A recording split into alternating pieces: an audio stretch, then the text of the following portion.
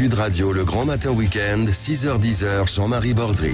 Excellent réveil à vous tous dans le grand matin week-end sur Sud Radio. On est ensemble jusqu'à 10h. Dans 10 minutes, la maladie d'Alzheimer. Est-ce que c'est le mal du siècle? Ça va mieux en le disant. On sera avec Jean Dorido.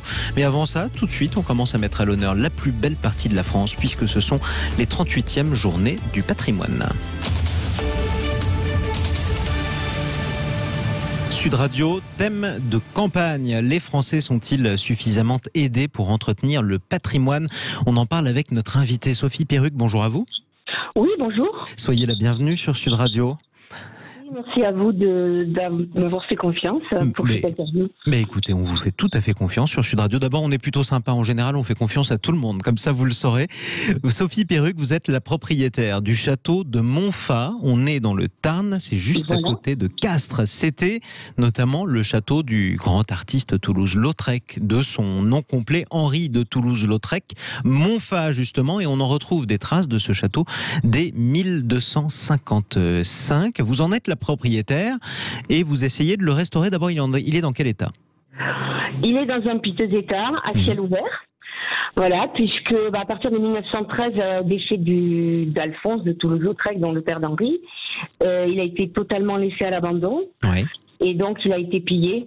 C'est-à-dire les gens se sont servis des meubles, puis après ça a été les pierres de taille, voilà. Donc tout ce qui a pu être plus de toiture. Donc c'est une ruine, on peut le dire comme ça. On peut dire que c'est une ruine, oui. Voilà. Sauf que vous en êtes la propriétaire. D'abord, vous l'avez racheté quand? Alors, je l'ai racheté en juillet 2019. Il y a 2 ans. Voilà, à une personne qui l'avait racheté en juin 2017, David Cross, et qui l'a sorti totalement de l'oubli. C'est lui qui est à l'origine du projet. Oui. Et donc, à l'époque, je crois qu'ils ont passé 2-3 mois à tronçonner de partout, puisqu'il y avait des arbres dans le château. C'était dangereux, voilà. Donc, ils avaient commencé. Inaccessibilité, inaccessible. Voilà. Ils avaient commencé. Vous continuez. Donc, on a un château dans lequel personne ne peut habiter. C'est un château fort, mais il n'y a plus de toit. Il est en ruine, ça se dégrade. Du coup, vous avez besoin de bénévoles parce que vous n'avez aucune aide. C'est ça? Comment vous vous débrouillez? Voilà, nous n'avons aucune aide publique à l'heure actuelle.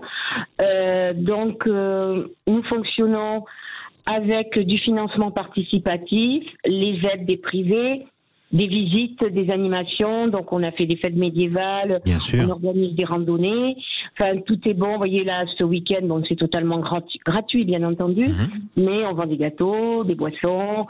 Enfin, voilà, pour essayer de rentrer un peu d'argent. Pour rentrer un peu d'argent qui ira systématiquement, aussi grâce à l'association des Amis du Château de Montfat, eh bien, dans la restauration de ce château. Alors, on l'a dit, il date au moins de 1255.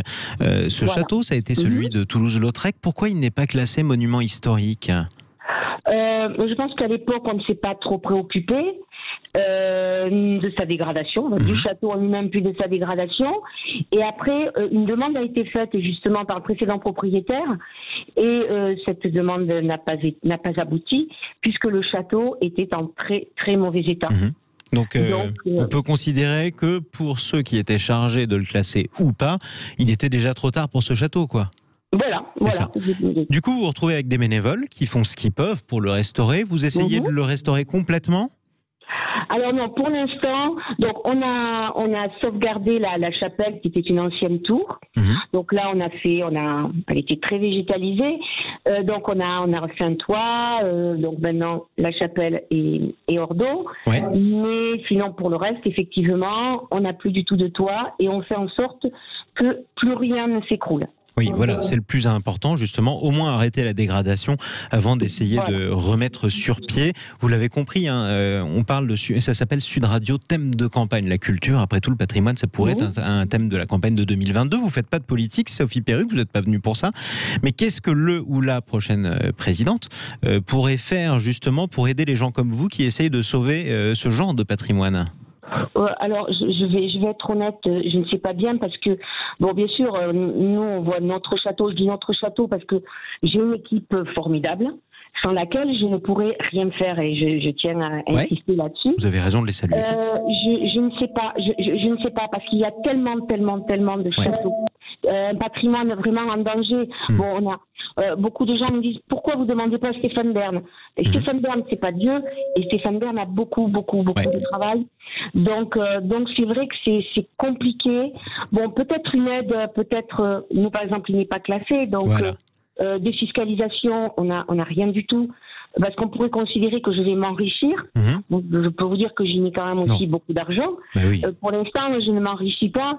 Je dirais, et en plus, vous n'y logez pas. À mon avis, c'est pas crédible. En tout cas, si on fait un tour dans le château. Vous savez quoi, Sophie Perruque, vous venez de parler de Stéphane Bern, l'initiateur du Loto du patrimoine. Il sera notre invité demain dans le Grand Matin Week-end sur Sud Radio à 10h-10. On va lui poser la question et on va lui parler du château de Montfa, justement, dans le Tarn, près de Castres. Merci beaucoup, Sophie Perruque. Je veux juste remercier aussi l'entreprise Albert et Fils, qui est une entreprise de Montfa, qui nous aide beaucoup, qui nous prête régulièrement du matériel.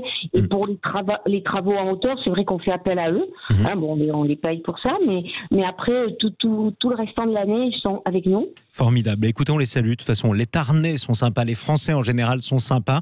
On vous engage, vous qui nous écoutez sur Sud Radio, y compris dans le Tarn, juste à côté de Castres, de faire un tour au château de